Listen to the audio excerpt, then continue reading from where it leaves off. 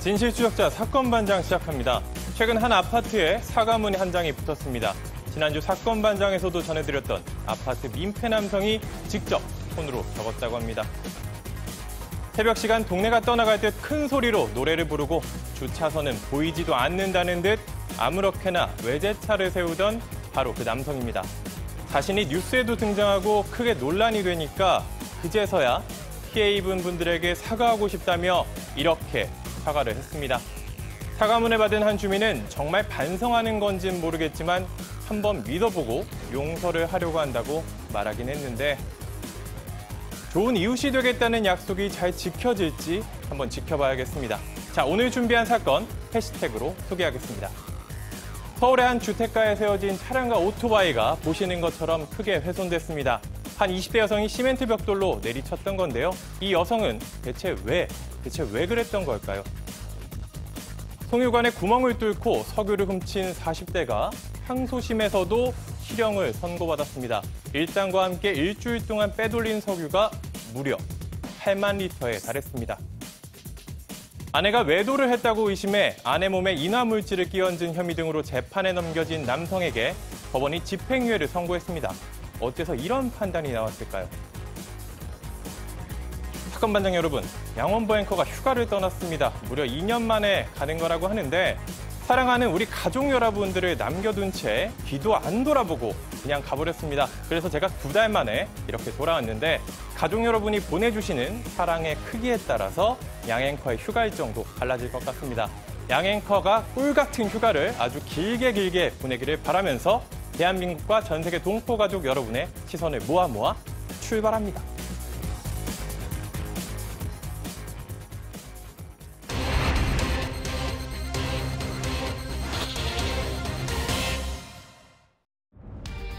서울 양천구의 한 주택가에 주차된 차량과 오토바이가 벽돌로 파손되는 사건이 벌어져 경찰이 수사에 나섰습니다.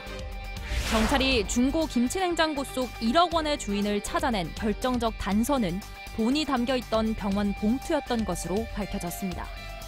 오늘의 주요 사건을 정리합니다. 네, 오늘도 변함없이 사건 반장 시작하겠습니다. 사회부 송우영 기자, 박지훈 변호사, 심리상담가 박상희 소장, 승재현 한국형사법무정책연구원 연구위원, 그리고 박준혜 수어통역 선생님 나오셨습니다. 안녕하세요. 안녕하세요. 승 의원님, 첫 진행하는 저한테 뭐 하실 말씀 있으시다고? 아니, 진짜 더할 나위 없이 좋다 이런 단어 있잖아요. 그 모습이 너무나 좋아서 정말 진실로 믿어지지 않는다. 앞에 인트로 하는데 전 뒤에 있는 말이 굉장히 제 머리에 귀를 때리더라고요. 양원보 앵커의 휴가 기간이 얼마만큼 길어질 수 있는 것은 지금 시청하고 있는 여러분들의 댓글에 어떤 글이 나오는지 알고 있는데 제가 사실 우리 이도선 기자 봤는데 들어오기 전부터 진짜 열심히 진짜 목숨 걸고 열심히 방송 준비하고 있더라고요. 저 시청자 여러분 많은 응원 부탁드리도록 하겠습니다.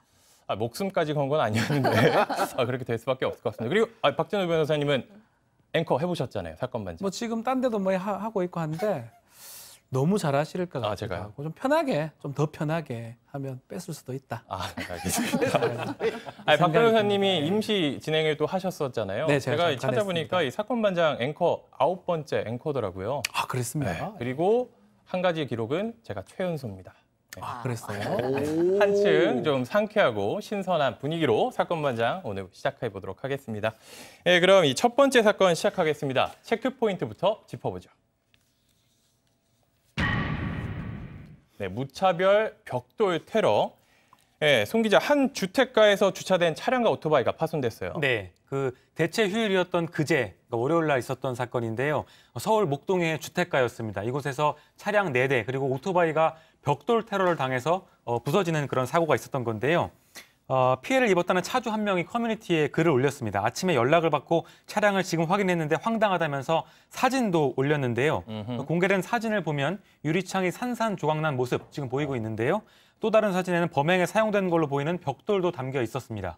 저런 벽돌로 저렇게 내리쳐서 파손을 한 건데 이 승 의원님, 범인은 잡혔습니까? 뭐 사실 대한민국에 있어서 CCTV는 범인을 발견하는 데 굉장히 중요한 역할을 하고 있죠. 이번 경우에도 피해자의 진술과 인근 현장의 CCTV를 확인해서 용의자를 특정했습니다. 사실 용의자를 특정하고 용의자를 부르기 전에 이제 피해 사실을 확인을 해야 되거든요. 피해 사실을 확인하고 그 피의자, 지금 이제 그 벽돌을 던진 사람이 그 당시에 어떤 상황인지 이제 조사하고 있다라고 경찰은 밝혔습니다. 네, 사진에도 지금 계속 나오고 있지만 보면은 유리창이 완전 산산조각이 났어요. 이 소장님, 대체 왜 저 정도까지 했을까요? 네, 그렇습니다. 이 차 주유께서는 이런 글을 쓰셨어요. 한 여성이 제 차에 벽돌을 던져서 이 유리를 깨고 나서 사람들이 막 모여들자 그냥 벽돌을 두고 막 도망을 갔다는 거예요. 근데 이제 경찰관들도 이 사건을 이렇게 보니까 여러 군데의 테러가 있었는데 연관점이 전혀 없는 걸로 보아서 아마도 정신적인 문제라거나 아니면 사회에 불만이 있거나 본인의 감정을 조절하지 못하는 등 무차별 테러에 가까운 것 같다라고 얘기했다고 합니다. 네, 그런데 박 변호사님, 네. 이 피해가 차량과 오토바이뿐만이 아니었어요. 드러난 거는 차량의 보닛 그리고 앞유리를 이제 손괴한 부분도 확인이 되고 있고요. 오토바이도 부숴버렸습니다. 이 두 가지뿐만 아니라 인근에 있는 편의점의 무인 편의점입니다. 이 남성이 이제 이 사람이 들어가서 그 안에 있는 물건들을 또 엉망으로 만들었습니다. 부수기도 하고 던지기도 하고 그래서 사실은 이 연관성은 있는 것 같아요. 자동차, 오토바이, 편의점까지 어떤 사람의 어떤 뭐 통제가 안 되는 부분에 와서는 다 손괴를 하고 도망갔던 그런 상황인 것으로 보입니다. 네, 앞에서도 설명을 드렸지만 결국에는 이 벽돌을 두고 도망을 갔어요. 그런데 이게 일단 물적인 피해만 발생했기에 그나마 다행인데 만약에 이게 더한 범행으로 이어졌으면 인명피해가 발생할 수도 있었던 거 아닙니까? 굉장히 위험한 순간인 거죠. 아까 경찰이 제일 처음에 이 사건을 바라보고 도대체 왜 이런 일이 발생했을까? 우리가 보더라도 이유 없는 벽돌로 차량을 지금 부수고 있고 편의점에서 난동을 부렸기 때문에 정말 엄주를 하고 이런 행동을 한 거 아닌가라는 조사를 또 하고 있다라고 하는데요. 사실 지금 같은 경우에 만약에 사람이 저 벽돌로 만약에 다쳤다면 굉장히 심각한 부상을 입을 수 있는 사정이고 그냥 우리가 일반적으로 차량을 손괴하는 게 아니라 저런 벽돌로 손괴를 하면 죄질이 굉장히 나빠져요. 특수자가 앞에 붙게 되는 건데 저런 경우에 사람에게도 만약에 벽돌로 했다면 저게 사실 굉장히 위험한 묻지마 형태의 무차별 이제 범죄가 되는 거기 때문에 저런 부분에 대해서는 분명히 경찰 쪽에서도 적극적으로 수사 과정에서 좀 조심스럽지만 구속 여부도 고려해야 되지 않느냐. 이게 범죄의 죄질이 중요한 것뿐만 아니라 형사소송법 70조에 따르면 재범의 위험성이 있는지 없는지도 굉장히 중요한 요인이 될 수 있는 부분이거든요. 그래서 그런 부분을 다 열어놓고 만약에 피해자가 우리 저 소장님이 말씀 주신 대로 정신적인 사이키아트리한 문제가 있다면 그 부분도 반드시 이렇게 치료받을 수 있는 여러 가지 요건을 다 살펴서 수사를 진행해야 된다라는 말씀 드리겠습니다. 네, 저 같은 경우에도 이제 출퇴근할 때 차량을 가지고 다니는데 만약에 저런 일이 이제 저한테 일어난다 그러면 네. 참 황당할 것 같거든요. 저런 거 다 보상을 받을 수가 있는 겁니까? 일단은 보험이 가능합니다. 우리 보험 종목 중에 자차 보험이라고 우리 들어놓는 보험이 있어요. 이 다른 사고, 교통사고가 아닌 어떤 우리가 알 수 없는 사고에 의해서 우리 차량이 손괴가 됐을 때 그럴 때 자차 보험으로 보험을 처리를 가능합니다. 아마 이 사건 역시 교통사고로 된 게 아니에요. 교통사고 그러면 대인 보험 뭐 이런 게 있는데 그런 상황은 아니고 그냥 있다가 무보험 상황에서 어떤 그 사람이 손괴를 하고 가버린 거거든요. 어느 정도 보상을 받을 수는 있습니다. 보험금을 통해서. 보험회사 같은 경우는 이런 일을 한 사람한테 구상을 청구를 하고요. 구상을 청구를 하기 때문에 뭐 지금 저기 나오곤 있지만 정신적 부분이 문제가 좀 된다 그러면 좀 어려울 것 같기도 하고요. 또 그 사람을 관리하는 뭐 후견이나 이런 게 있다면 그 사람을 통해서 또 보상이나 손해배상 청구도 가능할 것으로 지금 봅니다. 네, 그럼 승교님, 이런 경우에는 어떤 처벌을 받을 수 있는 사실 겁니까? 아까 제가 말씀을 잠깐 드렸는데요. 그냥 일반적으로 물건을 이제 훼손을 하면 그건 단순 손괴죄가 적용돼요. 단순 손괴죄는 3년 이하의 징역 또는 700만 원 이하의 벌금이지만 지금 벽돌은 분명히 위험한 물건이기 되기 때문에 5년 이하의 징역 또는 1,000만 원 이하의 벌금이 이제 선고될 수 있습니다.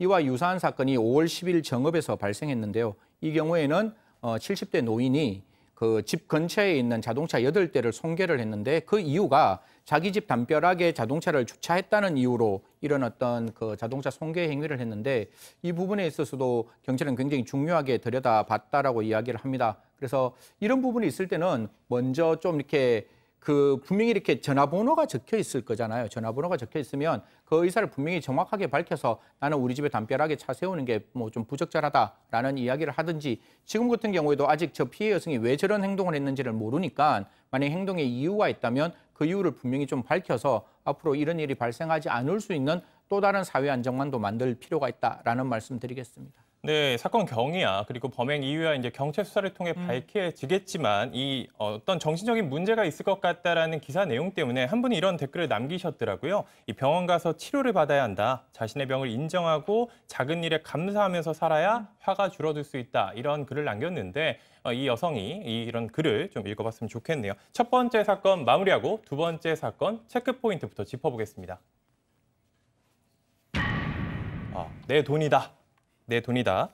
이게 최근 중고냉장고에서 1억 원이 발견된 사건, 그 사건에 관한 내용인데 주인을 찾았다고 하던데 어떻게 된 겁니까? 네, 이 사건은 저희가 세 번째 전달해드리는 건데요. 처음 1억 원이 발견됐을 때도 전달해드렸고 주인이 누군지 찾았을 때도 전달해드렸는데요. 오늘도 전달해드리는 이유가 있습니다. 잠시 후에 설명을 해드릴 텐데요.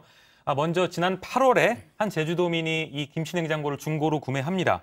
근데 김치냉장고 안에서 1억 1,000만 원 상당의 현금이 발견된 건데요. 냉장고 바닥에 비닐로 쌓여서 테이프로 감겨 있었기 때문에 저게 돈이었는지 몰랐던 상황이었습니다. 근데 최근에 경찰이 돈의 주인을 찾았는데요. 서울에 살고 있던 60대 여성이었습니다. 결정적인 단서는 현금에 들어있던 봉투에 적힌 메모 글씨였습니다. 거기에 병원 봉투였고요. 퇴원 일자랑 보험금 수령액이 기재돼 있었습니다. 경찰이 그걸 토대로 추적에 나선 건데요. 이 60대 여성은 지병을 앓다가 갑자기 사망하게 됐고 가족들은 냉장고 바닥에 돈이 있는지 알지 못한 상태로 중고로 처분을 했던 겁니다. 네, 그런데 돈이 발견됐다는 보도가 나오자 이게 자신의 돈이라고 우기는 사람들이 실제로 있었다라고 하는데요. 사건을 담당한 수사관의 말 먼저 들어보시겠습니다. 관련 신고가 꽤 있었어요. 부모님이 이제 남겨두신 돈 같다. 좀 확인을 하고 싶다. 이런 식의 신고가 많았습니다. 한 10여 건 됐다 제가 이렇게 들은 것 같은데. 네네네.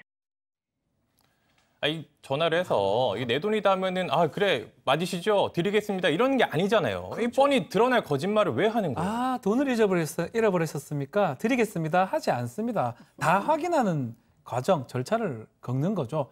오히려 이렇게 거짓으로 아주 고의적으로 악의적으로 신고를 해가지고 공무소에 정당한 어떤 직무집행을 방해했다면 위기에는 공무집행 방해죄가 성립할 여지도 있습니다. 지금 거짓 신고가 10여 건 접수가 됐는데 다는 아닐 거예요. 정말 오인했거나 약간은 그냥 어떤 바람 이런 게 있었다면 모르겠지만 악의적으로 거짓말을 해가지고 정상적인 업무를 좀 방해한 상황이라 그러면 처벌의 가능성도 있다고 봐야 됩니다. 이 중에 다는 아니지만 몇몇 건수는 이 돈을 노리고 공무집행 방해죄가 성립할 가능성도 있지 않을까 조심스럽게 얘기를 좀 할 수 있을 것 같습니다. 신하하는 마음에 이런 신고를 했다가는 처벌받을 수 있다는 거 꼭 기억하셔야겠습니다. 그럼 소장님, 주인은 왜 이 돈을 냉장고 하필 밑에 이렇게 보관했던 건가요? 네, 지금 이제 경찰이 생각할 때는 이분이 그러니까 이제 보험금도 있고 또 재산의 일부를 처분한 돈이 있으셨어요. 근데 그걸 은행에 넣지 않고 현금으로 가지고 있었어요. 그러니까 지금 생각은 아마도 자식들을 내가 몸이 아프니까 언제 어떻게 될지 모르니까 내 자식들한테 주려고 했었나 보다라고 지금 경찰들은 생각을 하고 있는데 저는 약간 이제 그럴 수도 있고 어떤 면에서는 본인이 아프시니까 사실은 뭐 은행에 가거나 뭐 이렇게 돈이 현금을 급전이 필요할 때 못 갈 수도 있잖아요, 스스로. 그러니까 좀 불안한 마음에 이렇게 가전제품 안에다 깔아놓은 게 아니었을까라는 생각을 갖고 있습니다. 그런데 한 가지 궁금한 건 이 냉장고가 1년을 떠돌아다녔단 말이에요. 이 판매업자도 모르고 가족도 모르고 신고자가 한참 뒤에 신고할 때까지 아무도 몰랐는데 이거 왜 발견하지 못했을까요? 보통 우리 앵커께서는 중고 물건 가끔씩 이렇게 구매하시나요? 저는 가끔 이제 저도 강땡 마켓에서 저도 뭐 사실 이렇게 뭐 새 물건이나 뭐 이렇게 약간 사용하는 물건이나 그렇게 차이가 없다면 굉장히 가성비가 좋잖아요. 그쵸. 그래서 이제 중고 물건을 가끔씩 사는데 냉장고를 사면 냉장고 사고 난 다음에 밑을 열어보는 사람은 없잖아요. 냉장고 밑바닥을 이렇게 보는 사람은 없을 거 아니에요. 무겁기도 하니까. 그러니까요. 예, 그래서 밑에 보면 이게 좀 오래된 냉장고였대요. 그러다 보면 이렇게 냉장고는 다 이제 아시겠지만 균형을 이렇게 맞춰야 되잖아요. 그러니까 밑에 장판재가 이렇게 덧대어 있었는데 이거 균형 맞추기 위해서 됐는 거 아닌가라고 생각하고 그 장판이 불투명으로 되어 있었기 때문에 그걸 뜯어보기 전까지는 그 안에 돈이 들어있다라고 생각을 못했을 거잖아요. 보통 일반인들이 생각할 때 그 밑에 돈이 들어가 있다라고는 그 누구도 생각하지 않습니다. 옛날에 제가 스파이 영화를 하나 봤을 때 그 스파이가 우표에 굉장히 비싼 우표를 이제 그 돈으로 사서 그거를 이렇게 숨겨놨는데 우린 편지 봉투에 붙어 있는 우표 아무 생각 없이 그냥 보는 거잖아요. 보통 사람들이 돈은 굉장히 중요한 곳에 그리고 굉장히 엄밀하게 숨겨 놓았다라고 생각하기 때문에 저는 냉장고 밑에 그게 들어있었다라고는 그 누구도 생각도 못했고 이게 서울에서 1년 동안 흘러서 제주도까지 갔다 이런 이야기가 되고 있습니다. 사실 이 돈이라는 게 뭐 은행이나 금융기관에 맡겨야 가장 안전할 것 같긴 한데 특히 어르신 분들은 뭐 예전에 뭐 아랫목에 이렇게 넣어놔가지고 돈이 맞습니다. 새카맣게 타기도 하고 그런 경우도 있잖아요. 이런 거는 네. 어떻게 봐야 될까요, 소장님? 네, 이렇게 어르신께서는 이제 은행에 넣어놓으면은 이제 안전하다는 거는 알지만 사실은 그 은행보다도 내 집이 더 안전하다고 생각을 하시는 것 같아요. 그래서 내 집에 두면 내 손에 있고 내가 눈에 보니까 내가 그게 이제 가장 돈을 안전하게 지키는 길이라고 생각을 해서 뭐 이불 아래도 깔아놓으시고 사실 이제 뭐 이렇게 속옷이라 그러잖아요. 속옷이라 그러잖아요. 그런 바지 안에도 이렇게 주머니 만들어가지고 넣어놓고 그러시잖아요. 근데 저는 이제 이번 사건에서 굉장히 좀 마음이 훈훈했던 게 뭐냐면 그 사실은 보신 분이 그쵸. 이거 누군 건지 사실 모르기 때문에 그냥 갖고 싶다라는 생각을 가지실 수도 이 있잖아요. 견물 상심이니까 또 돈을 막상 보면은 또 이제 신고할 생각을 못 할 수도 있었을 것 같은데. 네, 그러니까요. 그래서 사실 이분이 앵커께서 얘기하신 대로 그렇게 생각이 들었대요. 솔직히 말하면 돈 욕심이 보니까 생기더라. 근데 내가 그걸 가져가면 평생 살면서 마음에 빛이 될 것 같았다라고 얘기를 하셨다는데 정말 선량한 시민의 모습을 보여주셔서 감사하고요. 근데 이분 어쨌든 유실물법에 의하면 5%에서 20%까지 그 보상금이 지급이 된다고 하니까 좀 보상금이 잘 지급이 되었으면 좋겠습니다. 위원장님, 그런데 네. 반대로 이 양심적으로 신고를 하면 가장 좋은데 이거 그냥 꿀꺽하면 어떻게 되는 거예요? 처벌받을 수가 있습니다. 실제로 흘린 또 잃어버린 남의 돈이나 재물을 가져갔을 때 점유 이탈물 횡령죄가 성립하고요. 이 경우 1년의 징역 또는 300만 원의 벌금에 뭐 형이 그리 높지는 않습니다. 처벌될 수가 있고 예전에는 이제 길 가다가 돈을 좀 줍기도 하고 했는데 요즘은 CCTV나 이런 게 많습니다.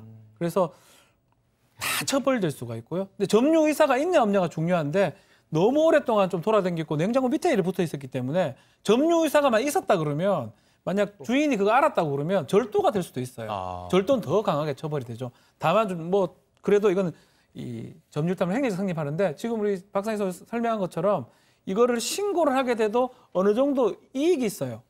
5에서 20%인데 이제 그 잃어버린 사람이 선택을 하겠죠. 통상 5% 주겠죠, 뭐. 근데 변호사님, 20%도 줄 수 있습니다, 근데. 네. 변호사님 만약에 막상 이렇게 돈을 돌려받았어요, 네. 주인이. 네. 근데 이게 주고 싶지 않을 수도 있잖아요. 사람 마음이라. 최소 5%는 주도록 되어 있습니다. 만약에 그걸 지키지 않으면 어떻게 되는 거예요? 소송 가능합니다. 소송으로? 예, 유실물법에 의해서 소송이 가능합니다. 근데 그러면 안 되겠지요. 그러면 안 된다고 생각이 들고 이걸 뭐 또 소송한다 그러면 사실 뭐 또 너무 매정한 거고 어쨌든 간에 처벌을 안 받는 게 맞고 너무나 보는 눈이 많기 때문에 흘린 거 가져가지 마시고 유실물법에 따라서 많게는 20% 받을 수가 있습니다. 그래서 그렇게 자신의 권리를 찾는 게 바람직하다. 또 신고해놓고 6개월간 아무런 얘기가 없다 그러면 자기 거가 됩니다. 승 의원님 지금 계속 웃고 계신데 만약에 이렇게 해서 승 의원님이 잃어버린 돈을 돌려받았어요. 5에서 20%예요. 저는 반반 줄 것 같습니다. 반반 50%. 예, 사실 이게 20%가 그 갖고 있는 법의 문제잖아요.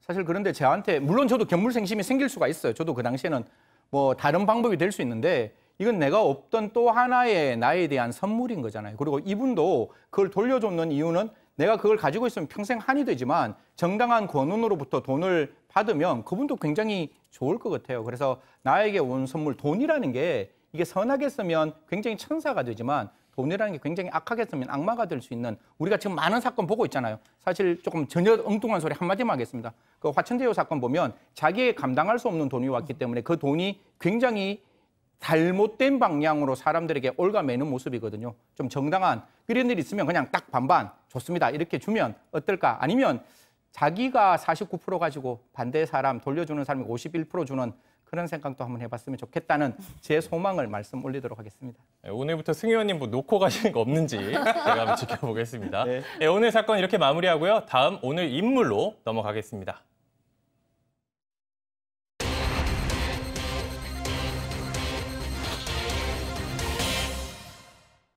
콜센터 직원들에게 상습적으로 폭언과 욕설을 퍼부은 50대 남성이 재판에 넘겨졌습니다.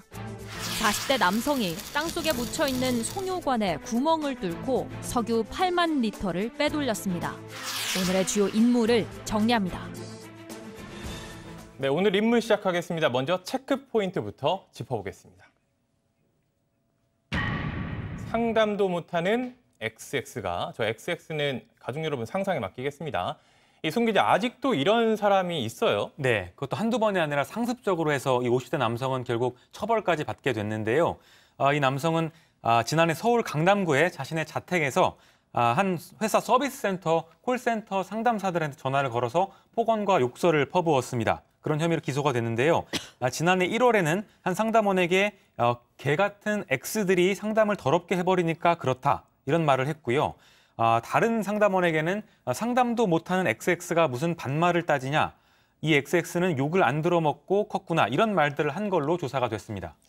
이 방송이라서 XX라고 이야기를 했지만 사실 어떤 이야기를 했는지는 저희도 다 알 수 있는, 가족 여러분도 다 알 수 있는 그런 내용인데, 그런데 박 변호사님, 이거 네. 입에 담기도 힘든 말을 계속 했는데 그렇죠. 이 상담원이 이거 통화 녹음되고 있습니다, 이런 안내 멘트도 사실 통화 전에 나오잖아요. 그런데도 합니다. 계속했어요. 예, 중간에 너무 계속 요구를 하니까 경고성으로 중간에도 얘기를 한 것 같아요.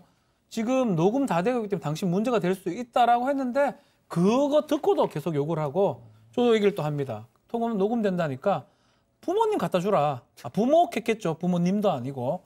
아주 뭐 정신없이 욕하다가 조롱하기도 하고, 상담원 입장에서는 사실은 함부로 또 끊을 수는 없어요. 다 얘기하고 응대를 해야 되거든요. 응대하는 과정에서 만약에 계속 욕을 한다면 저렇게 경고를 하는데도, 또 경고를 하면 대부분 예 이렇게 끊기 마련인데 저 사람은 그 이후에도 계속적으로 조롱, 폭언을 했다고 합니다. 저렇게 조롱과 폭언을 이어갔는데 이 보통 이런 인신공격성 말 하면 안 된다는 거 모두 다 알고 있잖아요. 근데 그런데도 이런 걸 하는 사람들의 심리는 어떻게 봐야 됩니까? 익명성에 기댄 나쁜 짓? 굉장히 제가 그냥 나쁜 짓이라고 이제 방송에서 이야기하는데 그거보다 좀 심한 말을 하고 싶었는데 제가 좀 톤다운을 했습니다. 사실 이런 상황에 사람들은 어떤 생각을 가지고 있는가 하면 아까 저 변호사님 말씀 잘 주셨는데 이분들이 감정 노동자세요.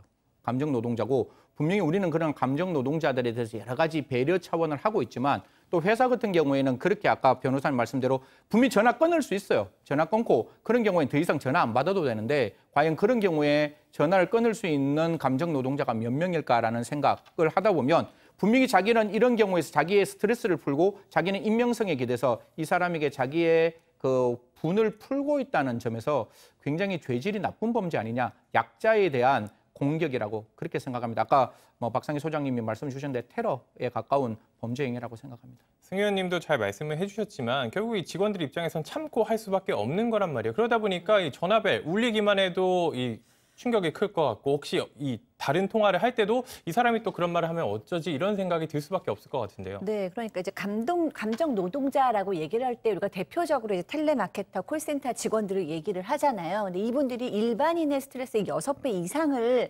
받는다는 연구 결과가 있고 그건 사실로 보입니다.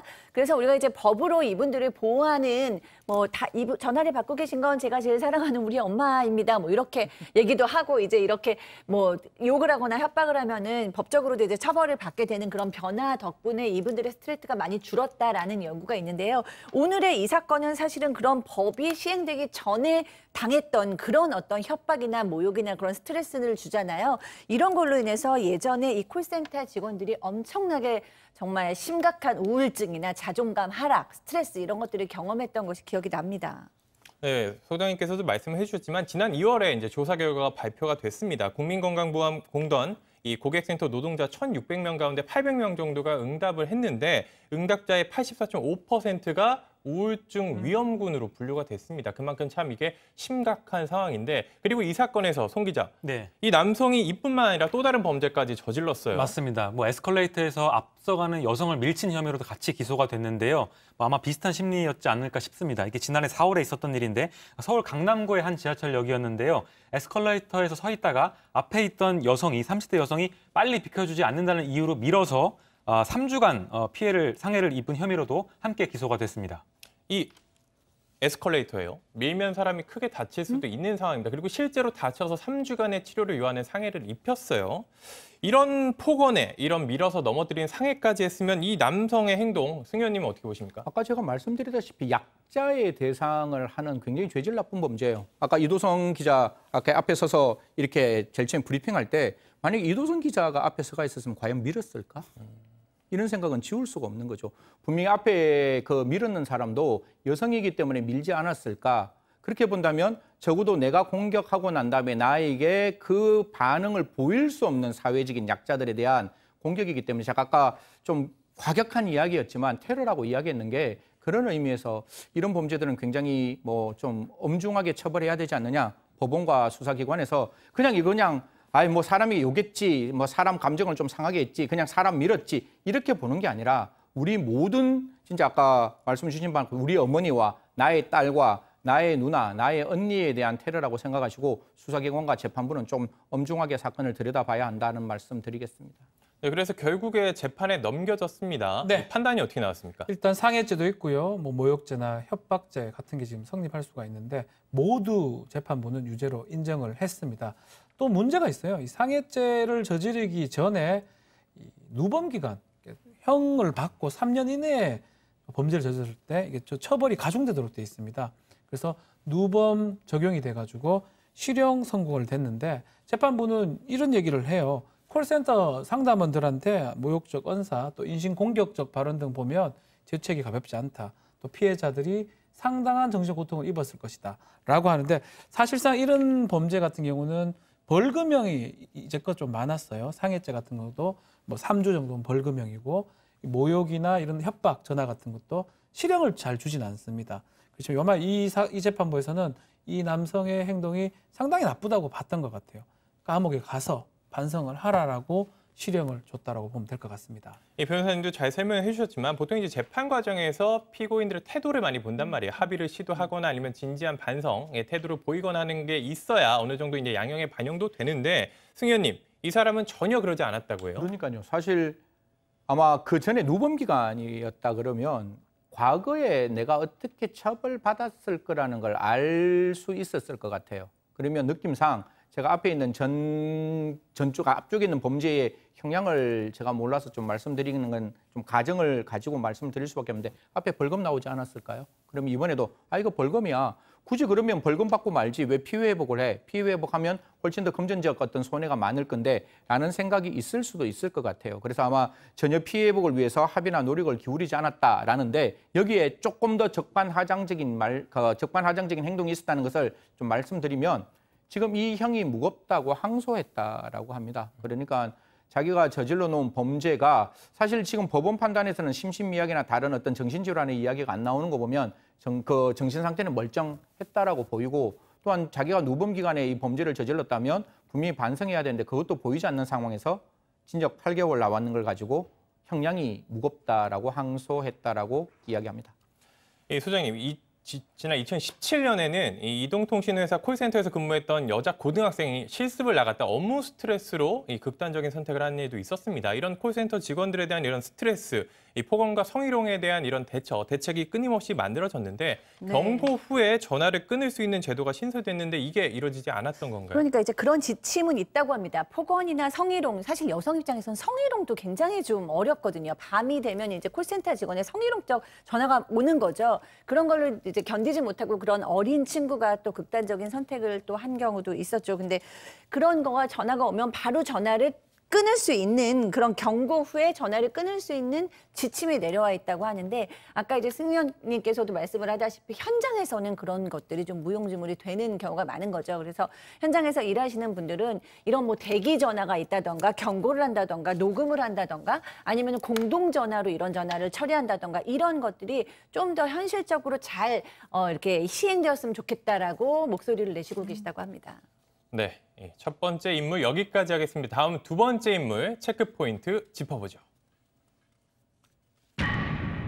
두더지도 울고 갈 기름도둑. 뭔가 땅을 판 것 같은데 송 기자 어떤 얘기입니까? 네, 그 기름도둑이라는 말이 생소하게 느껴지실 텐데요. 기름을 훔친 건데 송유관에 구멍을 뚫어서 기름을 훔친 일당이었습니다. 얼마를 빼냈냐면 약 8만 리터를 빼낸 걸로 조사가 됐습니다. 8만 리터를 옮기는 것도 쉽지 않았을 것 같은데요. 이 남성은 40대였는데 지난 4일에 기소가 됐는데 지난해 1월부터 천안시 동남구 등에서 공범들과 함께 송유관에 구멍을 뚫었고요. 거기다가 호스를 연결해가지고 송유관에 지난 석유를 빼돌린 혐의로 결국 재판에 넘겨졌습니다. 네, 이게 8만 리터면 어느 정도나 될까 제가 찾아봤더니 어제 기준입니다. 어제 기준 평균 판매 가격이 휘발유가 1,651원, 경유가 1,446원이었는데 휘발유 2만 리터, 경유 6만 리터를 빼돌린 게 억소리가 나요. 억대가 넘어가는데 어떤 내용인지 조금 더 소장님께서 자세히 설명해 주시죠. 네, 그렇습니다. 뭐 이게 한두 명이 몰래 저지른 일이 아니고 좀 공범이 한둘이 아닙니다. 굉장히 여러 명들이 집단으로 계획적으로 지금 이런 범죄를 저질렀거든요. 그러니까 이 남성이 어떤 산 사람한테 제안을 듣습니다. 뭐라고 얘기를 하냐면은 송유관에 석유 절취 시설을 설치했다. 그러니까 같이 이 범죄를 도모하자라는 얘기를 들은 거예요. 그래서 이제 이 사람 같은 경우에 이제 차량의 명의를 빌려주고 또 변명 현장에서 망을 보고 이런 역할을 했는데 이 사람들이 업무를 분담했습니다. 어떤 사람은 이렇게 망을 보기도 하고 어떤 사람은 석유를 판매해서 판매 대금을 가지고 와서 나누기도 하고 또 장비를 구매한 사람도 있고 석유를 운반한 사람도 있고 이렇게 여러 기능을 맡아서 이런 범죄가 조직적으로 이루어졌습니다. 실제로 이제 영화의 소재로도 사용이 됐습니다. 지난 5월에 개봉한 영화가 똑같이 비슷한 내용이에요. 기름을 훔친 이런 내용인데 이런 영화에 나올 법한 수법, 이게 대체 어떤 식으로 가능했던 겁니까? 사실 저도 이 내용을 보고 눈을 다시 한번 이렇게 비비고 다시 이렇게 봤어요. 이게 진짜 가능해? 뭐 이런 생각. 아까 정말 앞에 그 중간 제목을 잘 만들어 주셨는데 두둑이도 울고 갈 기름 도둑이라고 말씀 주셨는데 송유관으로부터 650m 떨어진 곳에서 땅을 팝니다. 딱 파가지고 그 송유관에 이제 호수를 하나 탁 꼽아요. 호수를 딱 꼽아가지고 거기서부터 이제 그 기름을 뽑아오는데 8명이 공범 관계에 있었다는데 저는 제일 처음에 야 이게 그래도 국가기관 시설인데 여기에 이 사람들이 이렇게 들어가는 걸 아무도 몰랐을까? 정말 그게 가능할까 싶었는데 아니나 다를까 공무원도 포함되었다고 이야기하고 있습니다.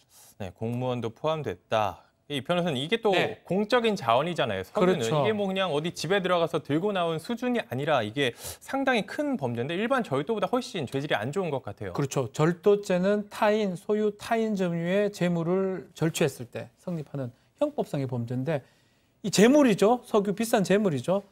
야, 보통 절취가 아니에요. 송유관 탁 뚫어서 이 설치를 해가지고 갔기 때문에 송유관 안전관리법에 이런 범죄가 있습니다. 요거는 송유관 안전관리법에 이런 시설을 설치해서 송유관을 절취했을 때 2년 이상 10년 이하의 징역에 처할 수 있고요. 또 1억 원 이하의 벌금에 처할 수 있는 중대한 범죄가 됩니다.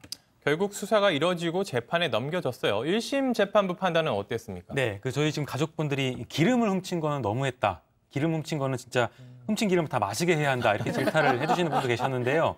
재판부도 좀 비슷한 질타를 하긴 했습니다. 그러니까 일반 절도보다 훨씬 비난 가능성이 크다고 얘기를 한 건데요. 그 이유가 보호 가치가 높은 공적 자원인 석유를 범행 대상으로 삼았다. 이렇게 질타를 했고요.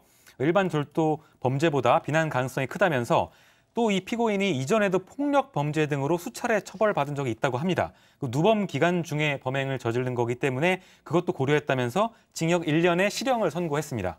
이번에도 누범 기간이었습니다. 1심 재판부가 실형을 선고했는데 피고인이 항소를 했어요. 네, 1년이 너무나 많다고 해서 피고인이 항소를 했음에도 불구하고 항소심 2심에서도 당연히 다수의 공범들이 역할을 분담해서 계획적으로 또 조직적으로 범행을 했기 때문에 또 석유의 양도 상당히 많다. 8만 리터다. 그래서 징역 1년을 그대로 확정을 했습니다. 아니 이게 억소리 나는 만큼의 기름을 훔치고 또 누범 기간이기도 했는데 이게 징역 1년이면 조금 이해가 수 없는 게 제가 지금 말씀드린 것처럼 일반 절도가 아닙니다. 절도는 이제 6년 이하 징역이기 때문에 뭐 그냥 절도라면 뭐 물을 가았다 뭐 이렇게 가정했을 때는 그게 처벌이 뭐 가능한데 송유관을 가는 걸 뚫어가지고 땅굴로 해가지고 뺏는 거거든요. 지금 걸려서 문제지 뭐 더 뺐을 수도 있었어요. 계속 했다면. 그렇다고 하면 기본 2년인데 이거를 1년으로 감경을 또 했다라는 거. 누범 가중도 좀 제대로 안 하고 이런 부분은 조금 형량이 뭐 다른 부분을 지금 확인할 수가 없기 때문에 형량이 조금 부족한 부분이 좀 있지 않나 이렇게 좀 생각이 듭니다. 그런데 승 의원님 이런 게 영화에도 나올 정도로 비슷한 범죄들이 조금 있었어요. 근데 이게 기름이잖아요. 자칫하면 이게 훔치다가 폭발이거나 이런 큰 사고가 이어질 수도 있는 거 아닙니까? 혹시 뭐 이 부분은 그 외국인이 실수했는 분명히 그 범죄 국민들 다 기억하시죠? 이렇게 연등 날리다가 어떤 특정 어떤 우리 저장소에 이제 그 혹시 화재가 일어날 뻔도 했던 분명히 그 부분은 약간의 실수가 있었다라고 하지만 이건 100% 고의잖아요. 그리고 송유관에 혹시나 그 인화물질이 있어가지고 그게 폭발을 한다면 주위에 있는 사람이 많이 다쳤을 뿐만 아니라 우리나라의 기관이 흔들려질 수 있는 부분이라면 저는 변호사님 말씀드리고 특별재산이거든요. 특별재산이고 아까 억소리 나는 그런 이야기를 해주셨는데 그러면 과연 이걸 단순 절도죄로만 바라봐야 되고 송유관 절취죄로만 바라봐야 되느냐. 그리고 이게 누범기관이고 관계자들이 이렇게 역할 분담을 했다면 이걸 조금 적극적으로 범죄 조직이나 범죄 단체로 의율할 수는 없었는가. 이런 부분들이 저는 법원의 판결도 아쉽지만 검찰이 공소 제기할 때 조금 더 신중하게 조금 더 이 죄질에 맞는 어떤 범죄의 그 법령의 그 죄명을 좀 찾았으면 했다는 아쉬운 점도 있다. 이런 말씀 좀 드리겠습니다. 네, 지금 이 사건 반장 시청하고 계신 가족 여러분 중에 진환류님께서 이 중간에서 봐서 그런데 양훈보 씨 어디 가셨냐라고 하시는데 휴가 갔습니다. 가족 여러분 두고요. 네. 오늘 인물 여기까지 가고요. 다음 오늘 법으로 넘어가겠습니다.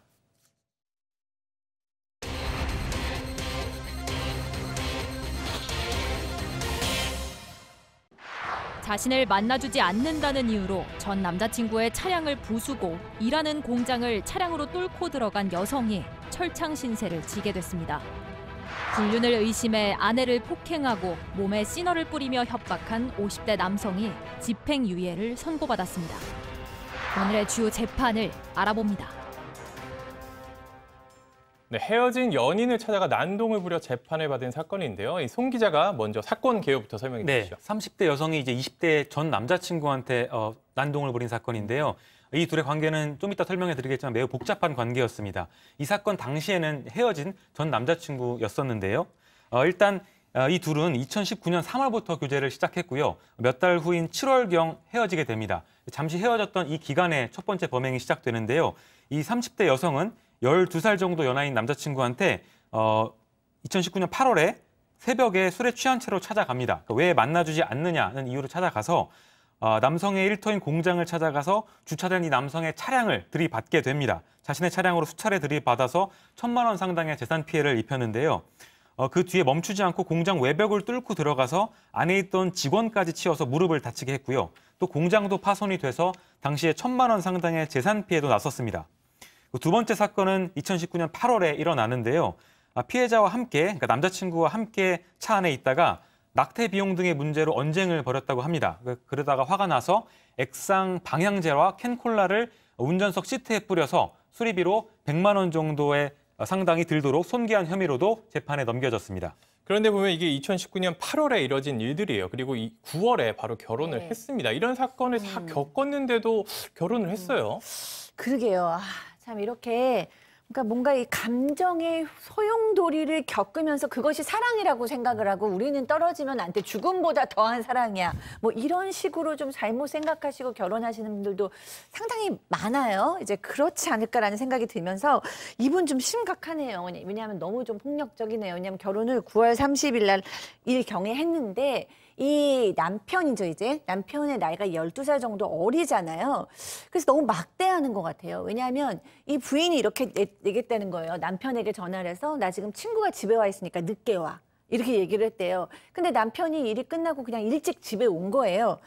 근데 그때 이제 그냥 화를 내는 정도가 아니고 칼갈이 무겁죠. 그다음에 이제 핸드폰 쇠로 만들어준 핸드폰 거치대, 유리병, 사기 그릇 이런 거를 얼굴에다가 막 던진 겁니다. 그래서 얼굴하고 안면 부위를 수해 폭행을 했고요. 이런 걸로 이제 치료를 남편이 받아야 했다고 합니다. 승희 의원님께서 이 이야기를 들으면서 소장 이야기를 들으면서 씩 웃고 계셨어요. 이게 단순한 사랑 싸움이 아닌 것 같은데 이거 대체 어떻게 해석을 해야 되는 겁니까? 제가 해석이 안 돼서 진짜 웃음밖에 나오지 않았는데 지금 사실상 일련의 폭행이 존재를 하는 거잖아요. 제일 처음에 왜 만나주지 않느냐라고 이야기를 해서 자동차의 사건이 한 번 있었고 그다음에 지금 사진 나오는 게 돌진을 해서 저렇게 된 저렇게 사진입니다. 되는 거죠.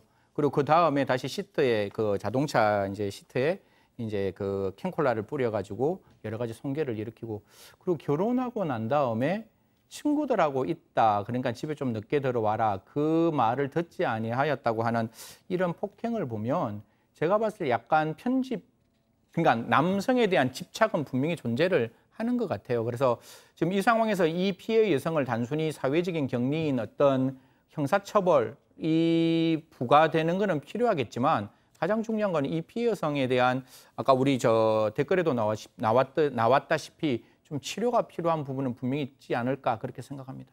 이 김종혜님께서는 죽을까봐 결혼한 거 아니냐 이런 이야기도 하셨는데 그래서 법원 판단은 어떻게 네, 됐습니까? 무서워요. 저희 아내가 이렇다면 뭐 못 살 것 같은데. 폭력이 상당히 반복되죠. 폭력에 대해서 어떤 이유로 정당화될 수가 없고요. 폭력에는 이유가 없는 겁니다. 재판부도 마찬가지입니다. 죄질이 상당히 불량하고 위험하고 또 피해자들에 대한 피해들이 그러니까 합의가 안 됐던 걸로 보입니다. 다만 남편은 무섭잖아요. 또 합의를 좀 해준 것 같아요. 그게 반영이 됐기 때문에 집행유예가 된 겁니다. 징역 1년 6월에 집행유예 2년이 되는데 글쎄요, 뭐 재판부에서 이게 정확한 합의였는지는 좀 확인을 좀 해봤어야 되는 거 아니냐. 집행유예에 대해서 또 돌아가면 또 폭력이 반복되는 거 아니냐. 이런 불안감이 있어요. 왜냐하면 이 여성은 이전에도 폭력 때문에 보호처분을 받은 전력들이 있거든요. 폭력이 지금 일상화되어 있고 뭐 분노 조절을 할 수 없는 그런 부분이 있기 때문에 뭐 이번 집행유예 하면서 재판부에서 상당히 경고를 좀 했었으면 모르겠지만 또 범죄가 반복될 가능성을 배제할 수는 없다라고 말씀드릴 수밖에 없습니다. 네, 이쯤에서 오늘 법 체크포인트 짚어보겠습니다. 교도소에서 참회 시간을 결국 교도소 갔나 보네요. 그렇죠. 이 교도소를 가게 됩니다. 그래서 항소심에서는 2년이 경과돼서 피해 회복을 돼야 되는데 그 피해 회복 자체가 안 되면서 재판을 받았고요. 그래서 징역 10개월에 또 법정 구속이 되어버렸습니다. 아까 1심에서는 이 합의를 어느 정도 했고 남편인 피해자가 합의를 하고 그리고 탄원서도 제출했다라고 하는데 이게 항소심에서 달라진 건가요? 사실 그게 제가 이거 1심이 지금 집행유예가 되었잖아요. 이게 사실 1심에서 1심에서 구속영장 청구 안 했을 거예요. 청구 안 한 어떤 가정폭력 사건 형태로 접근했기 때문에 그래서 1심에서 이제 탄원서까지 내고 그냥 제가 생각하는 겁니다. 탄원서까지 내고 뭔가 관계 설정을 좀 더 적극적으로 하고 싶었는데 그 집행유예 기간에 다시 저는 여기에는 드러나지 않았지만 두 사람의 감정의 골이 다시 한번 깊어질 수 있는 사건이 있었을 것 같아요. 지금 아까 변호사님 말씀 주신 대로 그냥 이렇게 자기의 어떤 정신 상태를 안정화시킬 수 있는 여성의 입장이 아니었기 때문에 분명히 그 사이에 또 불화가 있었을 것이고 그 불화 때문에 항소심에서는 피해자인 남편, 전 남친이자 지금의 남편이 그 피해 사실을 나는 절대로 용서할 수 없다. 탄원서를 냈는 것을 거두어 드렸다. 이렇게 보입니다. 근데 소장님, 전 궁금한 게 이런 폭력적인 상황이 처음부터 그렇게 심하진 않았을 거란 말이에요. 조금 뭐 툭툭 건드려 보니까 반응이 뭐 나쁘지 않고 또 그래도 조금 더 세게 때려보고 그다음에 이어서 이제 범죄까지 이어지는 것 같은데 이런 경우에는 어떻게 해야 되는 건가요? 네, 그러니까 이제 많은 분들이 마치 폭력은 남자가 여자한테만 쓸 수 있다라고 생각을 하기 쉽죠. 그런데 사실은 여성이 남성을 폭행하는 경우도 상당히 많거든요. 그러니까 이것이 이제 그 어떤 정말 위력에 의한 폭행일 수도 있지만 사실 굉장히 심리적으로 그 남성을 조정한다거나 이미 심리적으로 이렇게 완전히 사로잡았다고 해야 되나요? 그렇게 권력을 취하는 경우도 있기 때문에 내가 이 사람을 이기고 있다라는 판단이 들었을 때 이런 행동으로 일어나서 이 경우에는 안타깝게도 남성이 맨 처음에 폭력은 절대 되지 않는다라고 선을 딱 걷어야 되는데 이것이 사랑이고 여자고 난 남자니까 창피하다 이런 생각으로 잘못하다 보니까 이렇게 좀 더 확대된 면도 있을 것 같습니다.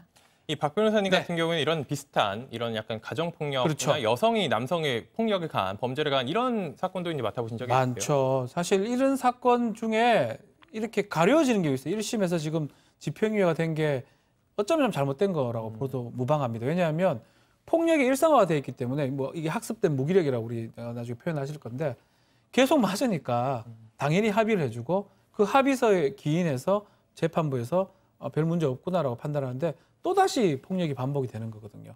뭐 그러다 보니까 2심에 와서는 그 합의가 안 됐던 부분이 반영이 돼가지고 실형이 떨어지긴 했는데 이런 사건은 사실은 초장에 이렇게 하지 않으면 계속적으로 반복되는 양상이 있습니다.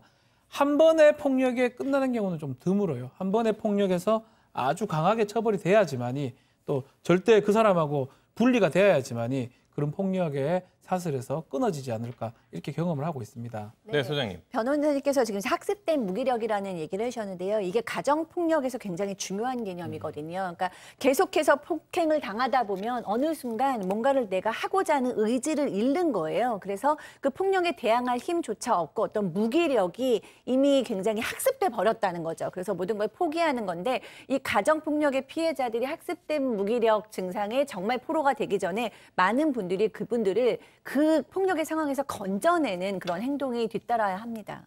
네, 소장님께서 건져내는 행동이 중요하다고 강조를 하셨습니다. 이 첫 번째 법 이렇게 마무리하고요. 두 번째 재판 체크 포인트부터 짚어보겠습니다. 불 지르면 다 죽는다. 이 방화 사건 같은데 이 송 기자 어떤 사건에 대한 재판입니까? 네, 이게 이제 아내의 외도를 의심하고 감금하고 폭행을 한 50대 남편의 얘기입니다. 이 남성은 신어라고 흔히 부르는 그 물질도 사용을 했는데요.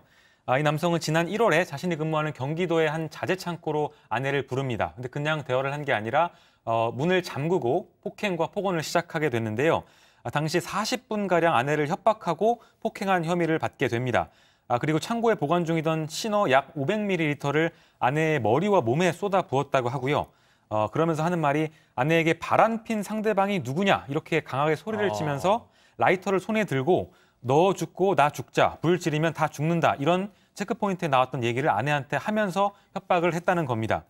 그리고 둔기로 아내의 머리나 다리를 20회 정도 때려서 아내에게 약 2주간 치료를 받게 했다고도 하고요.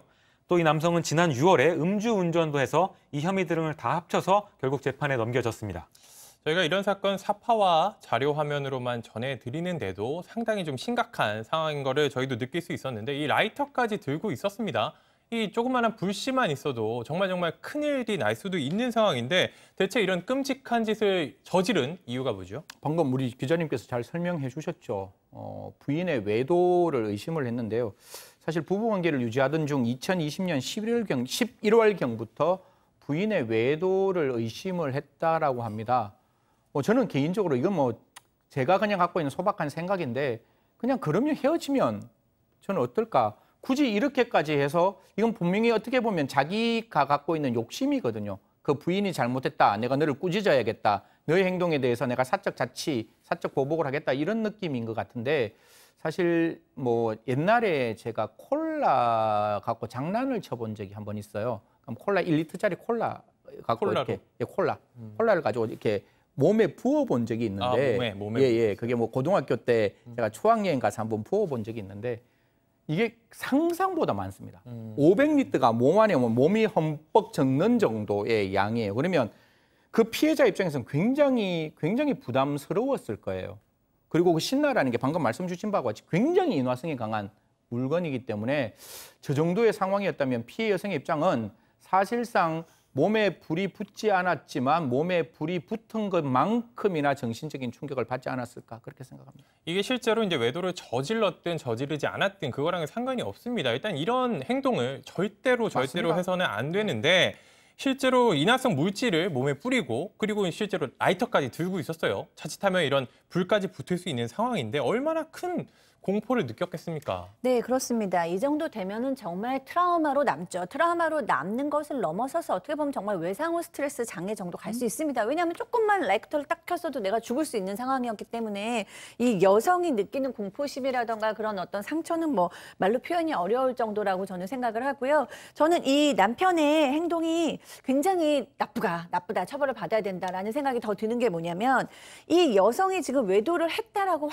정도 아니고 물어보려고, 그러니까 이 남편의 목적은 정말 외도를 했을까? 외도의 상대가 누굴까를 알아내고자 지금 이런 행동을 하고 있는 거거든요. 그러니까 뭔가 확실한 증거를 가지고 이거에 대해서 굉장히 정말 자기 말처럼 너 죽고 나 죽자의 상황보다는 했을 거야 라고 생각하고 누군지는 내가 알고 싶은데 알 방법이 없으니까 이렇게 협박을 해서 알아내야겠다라고 생각을 했을 때 도대체 아내를 어떻게 생각을 하고 있는 걸까? 아내를 정말 자기 소유나 노예같이 생각해 무슨 조폭이하는 행동이잖아요. 이런 식으로 했다라는 것에 정말 너무 화가 나는 그런 사건. 사건입니다. 네, 조폭도 해서는 안 되는 행동을 이 남성은 계속했는데 이 50대 남성 자신의 혐의 인정했습니까? 네, 인정하지 않았습니다. 쉽게 얘기하면 감금하고 폭행해서 다치게 한 혐의인데 감금 자체를 한 적이 없다. 이런 취지로 주장을 한 건데요. 감금을 아예 안 했다? 네, 감금을 하지 않았다. 피해자가 원하면 나갈 수 있던 상황이었다. 이런 식으로 주장을 했습니다. 당시에 창고 출입문을 잠근 사실이 없다. 뭐 이런 얘기인데 당시에 비밀번호를 눌러야 열리는 도어락이 설치돼 있었습니다. 그러니까 비밀번호를 누르면 열리지만 닫으면 자동적으로 닫히게 되는 건데요. 비밀번호를 모르는 아내는 그 문을 열 수가 없던 상황이었습니다. 하지만 이 남성은 내가 출입문을 직접 잠근 건 아니기 때문에 난 출입문을 잠근 사실이 없다. 이렇게 주장을 한 건데요. 재판부는 결국 이걸 받아들이지 않았습니다. 아내는 사건 다음 날 조사를 받을 때 남편이 안쪽으로 밀어넣은 후에 문을 닫았다. 도어락이 자동으로 문이 잠겼다라고 진술을 했기 때문에 구체적이고 명확한 진술이라서 신빙성이 인정된다면서 남성의 주장을 받아들이지 않았습니다. 네, 그래서 변호사님, 네. 법원 어떻게 판단했습니까? 일단 범죄가 중감금치상죄도 유죄가 되고요. 또 아내 휴대전화 박살을 해버렸죠. 재물 손괴죄. 이거 말고도 음주운전을 두 차례 했습니다. 음주운전죄 모두가 유죄가 됐습니다. 근데 문제는 재판부가 이 부분을 가장 중요시한 것 같아요. 상당히 불안감을 느꼈을 거지만 좋은 점은 협의 이혼을 하면서 피해자가 요구했던 거대로 재산이 분할됐고 또 피해자하고 자녀들 생활비를 자신이 부담했다는 거, 또 처벌 원치 않은 거, 이거를 고려해서 실형을 피했던 것 같습니다. 그래서 징역 2년에 집행유예 3년이 선고가 됐고 이거와 말고도 운전 관련해서는 준법 운전 강의 40시간 수강도 명령을 했는데요. 아마 사실은 상당히 좀 불안하고 두려움을 느꼈을 거예요. 그럼에도 불구하고 결과는 발생하지 않았고 중한 결과 뭐 상해라든지 또 거기에다가 또 이 합의가 되고 이런 것들이 반영됐기 때문에 집행유예가 선고된 것으로 판단이 됩니다. 일어날 수도 있는 일이 일어나지 않았다라고 해서 이제 조금 처벌이 낮아지는 게 과연 어떻게 판단해야 될지 잘 모르겠지만 일단 그 감형 사유에 재산 분할 얘기가 있었어요. 이런 경우에도 감형 사유에 들어가는 겁니까? 원래는 없죠. 재산 분할은 당연히 해줘야 됩니다. 뭐 이혼을 한다면 재산 분할을 해줘야 되는데 재산 분할을 해줬다 해가지고 감형을 해준다? 사실은 뭐 판결문에 굳이 판결 이후에 적을 필요가 있을까 좀 의문스럽긴 합니다. 또 그리고 이게 사실 집행유예로 해서 범행이 또 변경될 또 다시 반복될 가능성도 배제할 수 없는 거 봤을 때는 일단은 뭐 처벌 원치 않은 게 아주 가장 컸던 것 같아요. 그게 반영된 것 같습니다. 네, 지금 나가고 있지만 이 피해자와 자녀들의 생활비를 대부분 부담하고 있고 피해자가 피고인에 대한 처벌을 원치 않는다.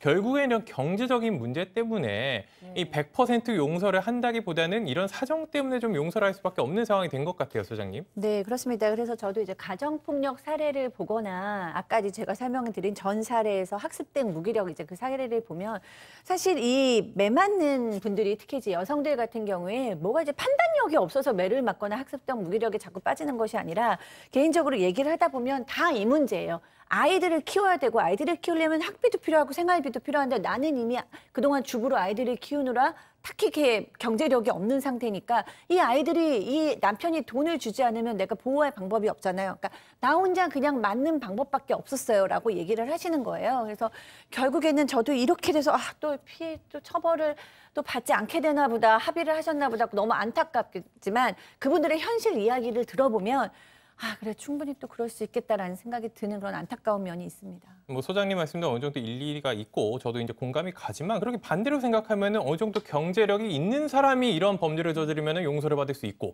경제력이 없는 사람이 이런 범죄를 저지르면 용서가 안 된다. 뭐 이렇게 해석될 수도 있는 거 아니에요? 뭐 대한민국 사회가 캐피탈리즘은 맞죠. 자본주의는 맞는데 제가 지금 이거 민사 이야기를 제가 조금 드려보면 아까 변호사님 말씀 정말 잘 주셨는데 아니 결혼하고 난 다음에 재산 분할이라는 건 당연히 우리 이혼에서 가능한 권리 범위 내에 존재를 하는 거예요.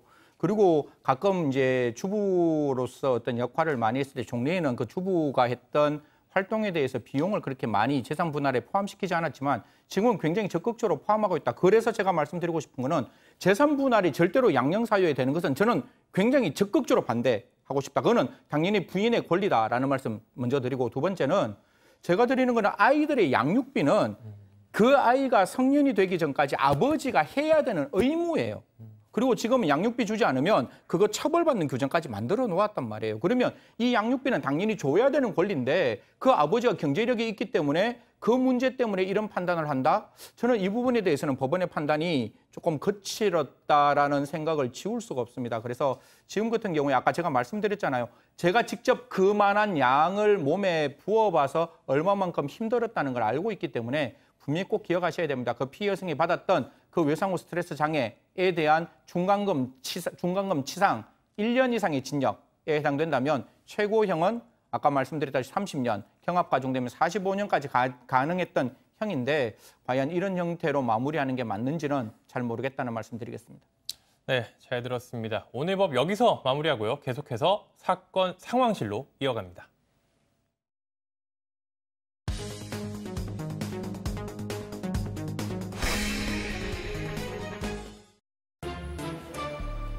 지금 이 시간 사건 상황실에 올라온 화제의 뉴스 전해드립니다.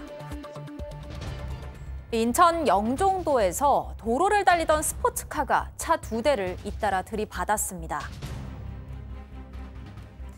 형체를 알아볼 수 없을 만큼 심하게 일그러진 흰색 차량. 주변엔 유리와 파편들이 널려 있습니다. 어제 새벽 1시 40분쯤 인천 중구 해안도로에서 스포츠카 한 대가 앞서가던 승용차를 들이받았습니다. 충격으로 중앙선을 넘어가면서 마주오던 소형차와도 부딪혔습니다. 이 사고로 소형차 운전자 1명이 숨지고 스포츠카 운전자 등 모두 6명이 크게 다쳐 병원으로 옮겨졌는데요. 사고 당시 머리에 부상을 입어 수술을 받은 스포츠카 운전자는 회복하지 못하고 끝내 숨진 것으로 전해졌습니다. 가해 운전자가 사망하면서 사건은 공소권 없음으로 마무리될 예정입니다. 코로나 백신 부작용에 대한 우려가 퍼지면서 일부 누리꾼들 사이에서 황당한 백신 해독법이 공유되고 있습니다.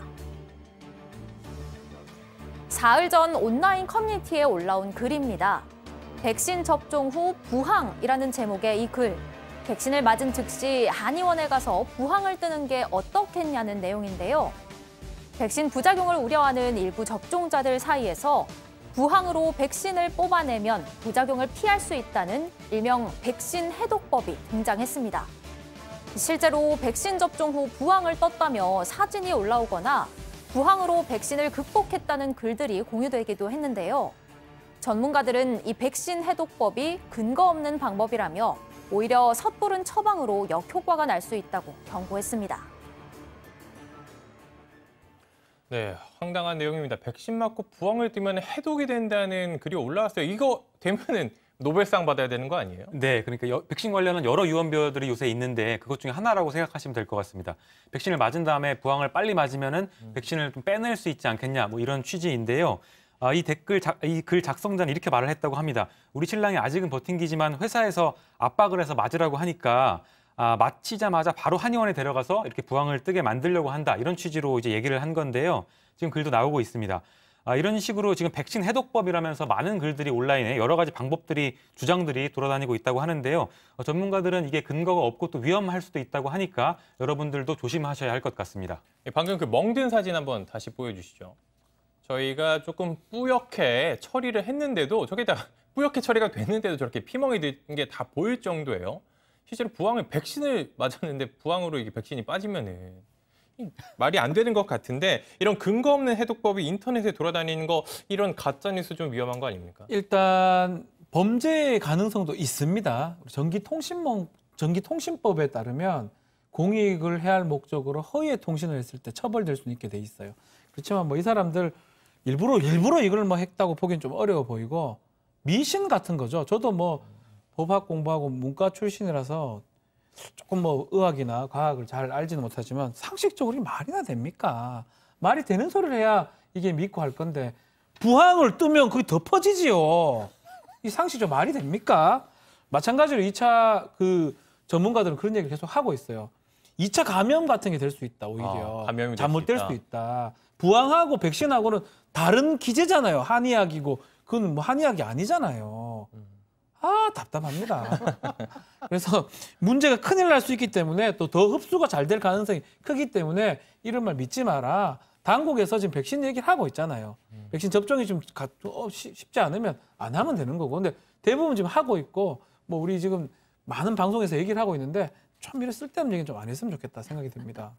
한 가지만 여기서 좀 말씀을 드리고 싶은 거는 사실 국민들이 불안하기는 불안을 해요. 백신 맞고 난 다음에 많은 부작용이 있을 수도 있고 또 제 주위에도 2차 백신 맞고 굉장히 힘들어 하시는 분들이 있는데 저는 이제 국가에서 백신 맞고 후유증이나 사이드 이펙트라 그러죠. 부작용이 있을 때 좀 적극적으로 국가가 제2차적으로 좀 치료해 줄 수 있는 따뜻한 마음을 좀 가졌으면 좋겠어요. 그냥 백신 맞고 아픈 건 네가 알아서 처리해. 그리고 그에 대한 부작용 그냥 특정 해열제 먹고 견뎌. 이런 이야기가 아니라 사실 거기에 대해서 굉장히 힘든 분들이 있으면 그걸 보건소나 주위에서 조금 더 이렇게 한번 들여다보면 그게 굉장히 마음이 따뜻해지거든요. 내가 아픈데 저 괜찮아요 했을 때 의사 선생님 네 괜찮습니다. 걱정 마시고 집에 가서 조금 쉬시면 아무런 문제 없을 겁니다. 라고 하고 거기서 좀 제대로 된 피검사라든가 여러 가지 어떤 혈압 체크를 해서 좀 2차에 위험한 징후가 있으면 좀 국가가 적극적으로 그 부분도 좀 나서줬으면 그냥 단순히 그냥 국민들에게 견뎌라 이런 말이 아니라 조금 거기에 대한 세심한 배려까지 좀 했으면 좋겠다 말씀드리겠습니다.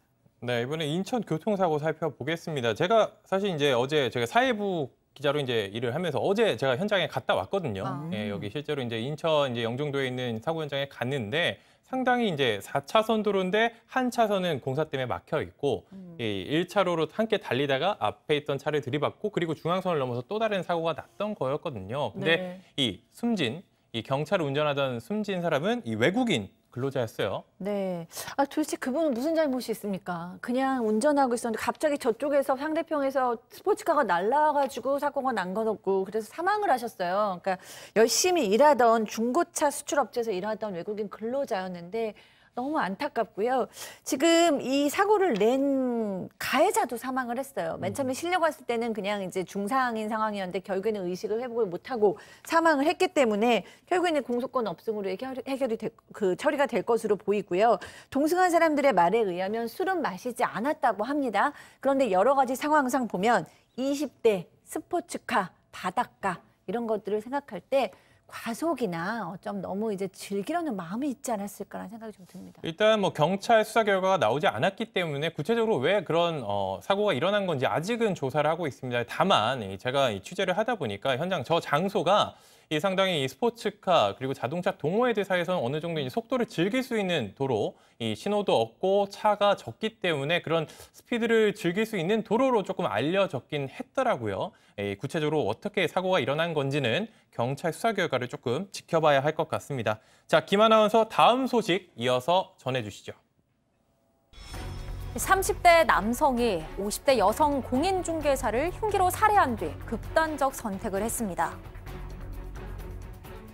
어제 오전 서울 은평구 한 50대 여성이 자신이 운영하는 부동산에서 흉기에 찔려 숨진 채 발견됐습니다.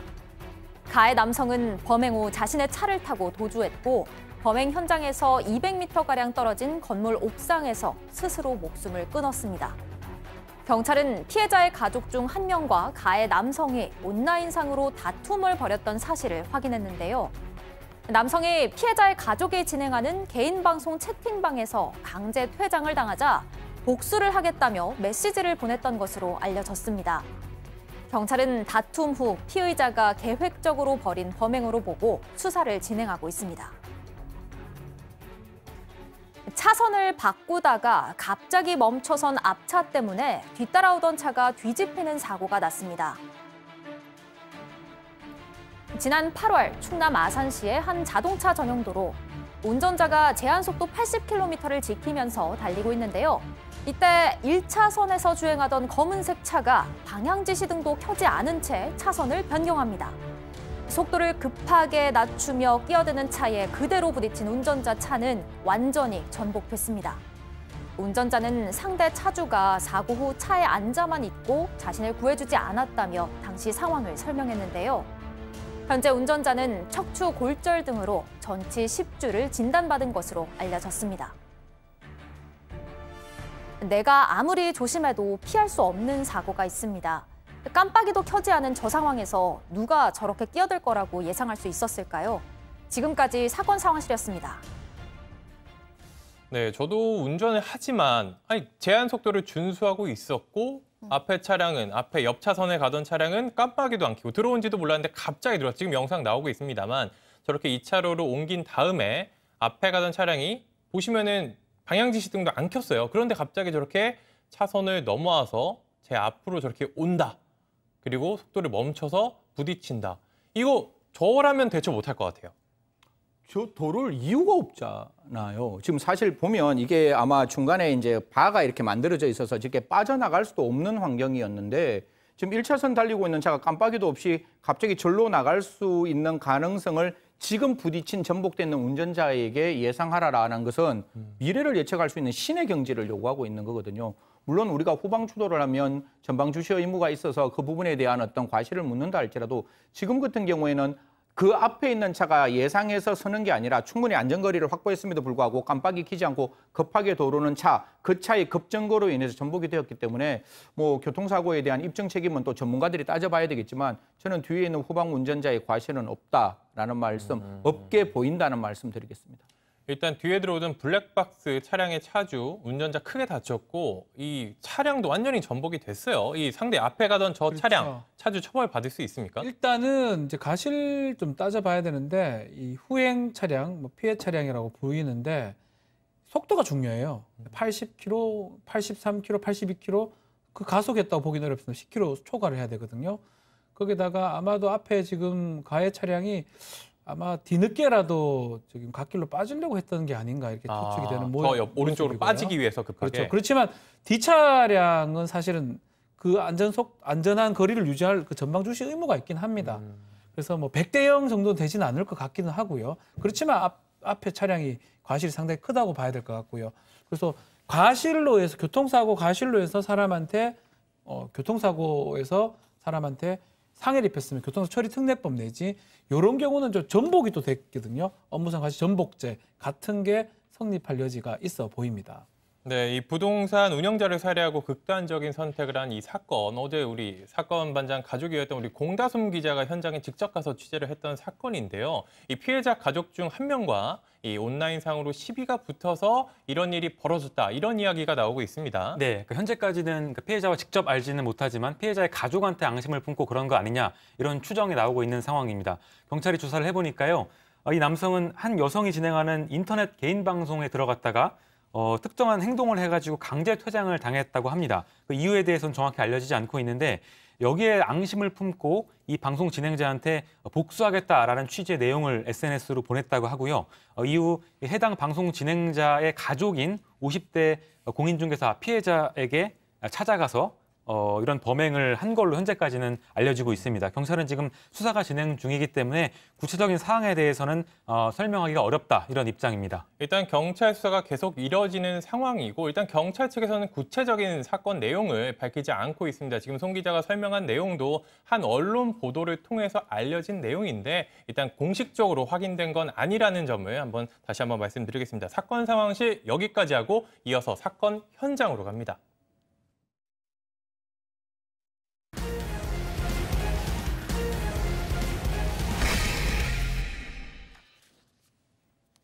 네, 사건 사고 속 생생한 현장 소식을 전해드리는 제가 좋아하는 사건 현장 시간입니다. 오늘 첫 번째로 찾아갈 현장, 인도로 가겠습니다.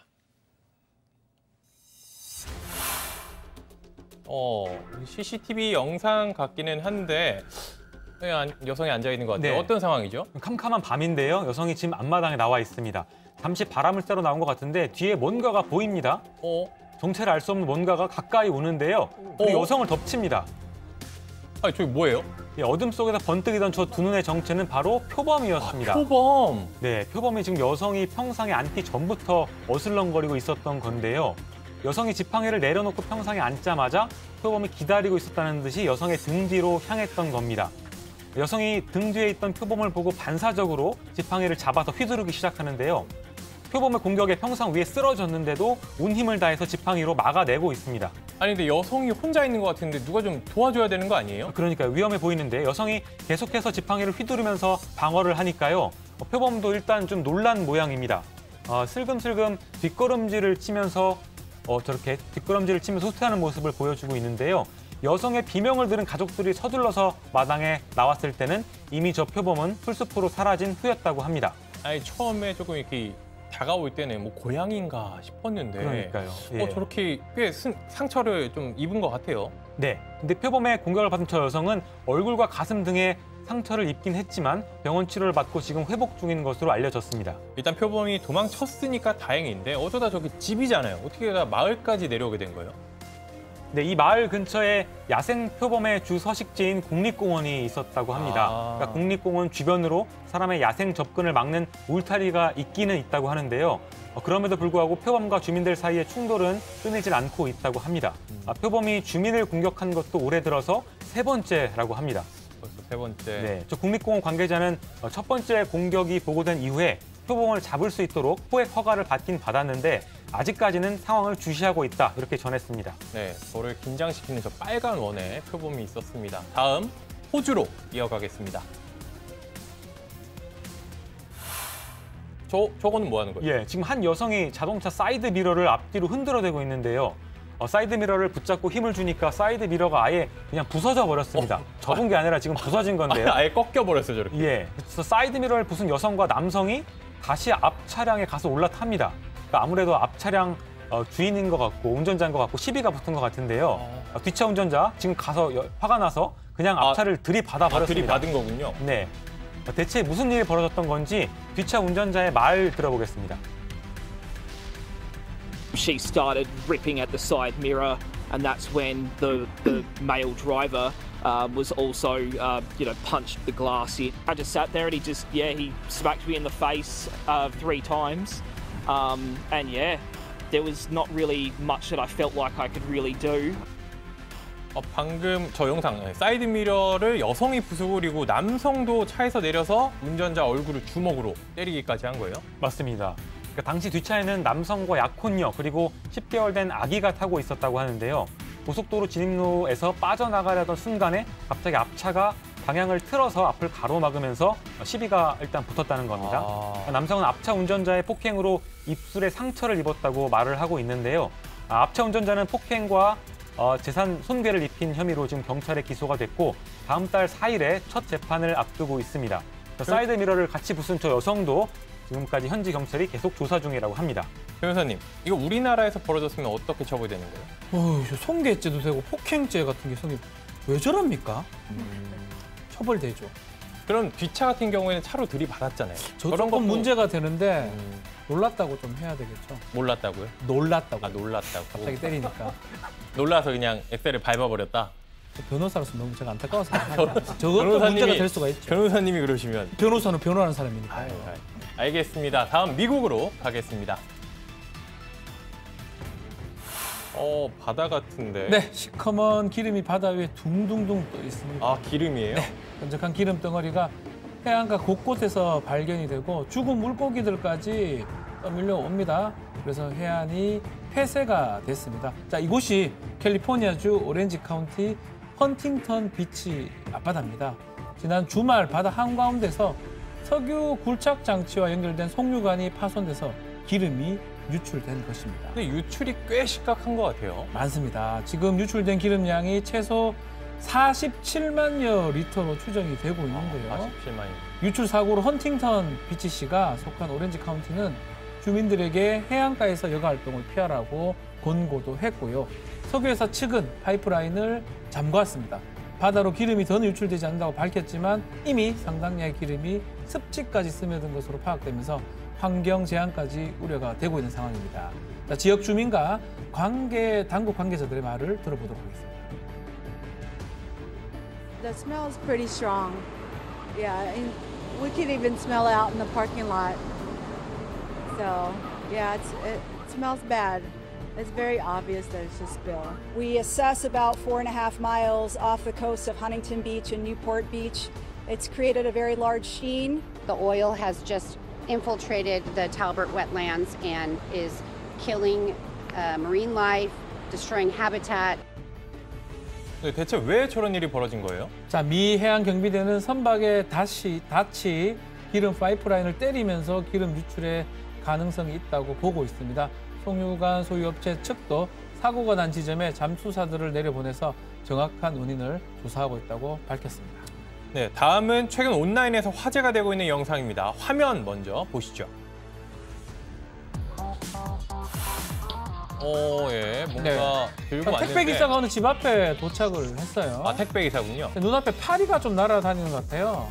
택배 기사가 손을 흔들면서 파리를 쫓기 시작하는데 아이고 그 순간에 뭔가 하늘 위로 쏟아버립니다. 손에 들고 있던 게 날아간 거예요? 소포입니다, 소포. 아. 택배 기사가 파리를 쫓으려고 손을 흔들다가 집 앞에 두고 가야 될 소포를 그만 하늘로 던져버린 겁니다. 하늘 위로 높게 던져진 소포가 땅에 떨어지지 않았어요. 소포 어디 갔을까요? 하늘로 솟은 건 아닙니다. 지붕으로 떨어진 것 같습니다. 택배 기사라면 뭐 임무가 당한 거예요. 안전하게 소포를 전달해야 되는데 전달할 수가 없게 됐죠. 택배 기사가 지금 속이 탑니다. 당황한 듯 어쩔 줄 몰라서 집 앞마당을 좀 맴돌고 있는 그런 상황입니다. 화면으로만 봐도 얼마나 황당한지 저게 느껴지는데 이 사다리가 있으면 그냥 올라가서 꺼내면 될 것 같은데 그렇죠. 이거 어떻게 해야 되는 거예요? 상황이 안 좋죠. 저 택배 기사 한참을 고민하다가 고객한테 문자 메시지를 남깁니다. 지붕 위에 올라갔다. 그대로 하겠습니다. 미친 소리처럼 들릴 수 있겠지만 실수로 당신의 집 지붕 위에 소포를 던졌습니다. 혹시 제가 사용할 수 있는 사다리가 있을까요? 라고 I can use! 이렇게 하고요. 고객으로부터 답장은 오지를 않았나 봅니다. 택배기사 소포 찾는 것을 포기하고 그 자리를 떠나버렸습니다. 아, 그냥 갔어요? 네. 저 소포는 어떻게 해요? 자, 해당 메시지를 받은 건 한 남성이 받았는데 남성이 자신의 SNS에 택배기사 영상과 함께 늦은 밤에 사다리를 타고 올라가서 소포를 찾는 여자친구 모습을 공개를 했습니다. 아, 소포를 받은 사람이 직접 가지러 올라간 거예요? 그리고 다음 날 자신이 직접 사다리를 타고 올라가서 지붕에 떨어진 소포를 가지고 내려왔다고 밝혔는데요. 한눈에 봐도 택배기사가 정말 보면 멀리까지 소포를 던진 것 같아요. 저까지 갔습니다. 어찌됐든 간에 소포가 고객한테 무사하게 전달했으니까 이것은 참 다행입니다. 아니, 변호사님, 근데 저건 찾았으니까 다행인데 뭐 저렇게 하다 다치기라도 했으면 택배기사가 어떻게 책임을 물을 수 있는 거예요? 손해배상을 할 여지가 있습니다. 왜냐하면 택배기사는 안전하게 진짜로 갖다 줘야 돼요. 하늘에 갖다 주면 안 되잖아요. 갖다 줬을 때 자신의 계약상 의무를 마무리하는 거거든요. 그러니까 그 이전에 일어났던 거를 책임을 져야 되는 상황입니다. 알겠습니다. 이 다음은 동물이 주인공입니다. 말레이시아로 먼저 가겠습니다. 나무를 확대하는 거 보니까 저기 가운데 뭐가 있는 것 같아요. 예, 맞습니다. 원숭이 한 마리가 나무에 매달려 있는데요. 자세히 보시면은 품 안에 강아지를 거꾸로 안고 있습니다. 강아지예요? 예, 강아지의 모습이 좀 심상치 않은데요. 허리가 좀 꺾인 것 같아 보이기도 하고요. 좀 당황한 것 같아 보이기도 합니다. 근데 원숭이가 강아지를 안고 나무 위에 올라갔어요? 네, 알고 보니까 저 원숭이는 납치범이었습니다. 납치를 한 거예요, 강아지를? 예, 저 야생 원숭이가 지난달 16일에 생후 2주 된 저 얼룩 강아지를 안고 그대로 나무 위로 달아났다고 합니다. 원래도 이 마을을 돌아다니면서 사람들의 음식을 훔치는 등 약탈을 일삼았다고 하는데 이번에는 강아지까지 납치를 한 겁니다. 주민들은 야생 원숭이가 강아지를 납치했다는 사실을 알아채고 원숭이에게 돌을 던져서 겁을 주려고 해보기도 했는데 저 원숭이는 좀처럼 저 강아지를 놔주지 않았다고 합니다. 원숭이가 강아지를 납치한 지 3일째 되던 날 원숭이가 그제서야 강아지를 놔줬고 원숭이는 숲으로 도망쳤다고 합니다. 아니, 태어난 지 2주밖에 안 됐는데 3일 동안이나 나무 위에 저렇게 납치가 돼 있었으면은 건강이 좀 안 좋아졌을 수도 있을 것 같은데. 예, 그게 걱정이 좀 되는데 강아지가 많이 피곤해 보이기는 하지만 원숭이가 강아지를 해치거나 다치게 하지는 않았다고 합니다. 강아지도 지금은 새 주인을 찾아서 집에서 안정을 찾고 있다고 하는데요. 원숭이가 강아지를 자신의 새끼라고 착각을 한 건 아닐 것 같은데 납치한 이유가 뭔지 궁금하기도 합니다. 그래도 건강하다고 하니까 천만 다행입니다. 마지막 동물은 미국에서 만나보겠습니다. 저 곰이에요? 예, 지금 집 앞 현관 앞에 시커먼 곰이 보이는데요. 저 영상 속 동물의 정체 흑곰입니다. 흑곰이 현관 앞에 다가와서 택배 상자에 냄새를 맡는 모습이 현관 CCTV 영상에 포착이 됐습니다. 근데 이 흑곰 조금 수상한데요. 갑자기 택배 상자를 입에 물더니 그대로 계단을 내려가기 시작합니다. 훔쳐가는 거예요? 맞습니다. 저 택배 상자의 무게가 15kg에 달한다고 하는데요. 흑곰이 계단 아래까지 택배 상자를 끌고 내려왔다가 잠시 주위를 살피더니 다시 한번 택배 상자를 입에 물고 그대로 달아납니다. 아니, 저게 뭐가 들었길래 저렇게 물고 간 거예요? 그러니까 이 영상을 공개한 남성은 현지 언론 보도를 통해서 택배 상자 안에 뭐가 들어있는지 밝혔는데요. 꿀단지는 아니었고요. 연못에 뿌리려고 구매한 화학물질이 병 안에 들어있었다고 합니다. 저 남성은 곰이 먹을 만한 음식이나 흥미를 끌 만한 물건은 없었는데 왜 택배를 가져갔는지 모르겠다면서 곰이 일단 상자를 훔치고 안 보이는 곳에서 열어보자 이렇게 생각한 것 같다고 말했습니다. 네, 사건 현장 여기까지 하고요. 잠시 전하는 말씀 듣고 돌아오겠습니다. 리모컨도 마우스도 건들지 마시고 팔짱 딱 낀 채로 30초만 계시면은 금방 다시 돌아오겠습니다. 내가 욕심이 좀 많아. 침대 스프링도 한 8,000개쯤 갖고 싶거든. 8,000개의 핏으로 내 몸에 맞춰주니까. 바꿔봐. 다를걸? 알레르망 스핑크스. 갱년기 워너비 페라민 큐. 꿀잠이 솔솔. 얼굴 안 빨갛지? 얼굴이 활짝. 기분 좋다. 짜증이 사르르. 페라민 큐 하길 잘했죠? 12년 연속 판매 1위. 땡큐 페라민 큐. 네, 오늘 준비한 소식은 여기까지입니다. 저의 첫 방송을 함께해 주셔서 감사합니다. 잠시 후에는 유튜브 사건반장 가족회의가 이어지는데요. 유튜브 검색창에 사반가족회의 딱 치시면은 별도의 창이 뜨니까요. 그쪽으로 들어오시면 됩니다. 오늘 가족회의도 제가 강 반장을 대신해서 하도록 하겠습니다. 본 방송은 여기서 마무리하고요.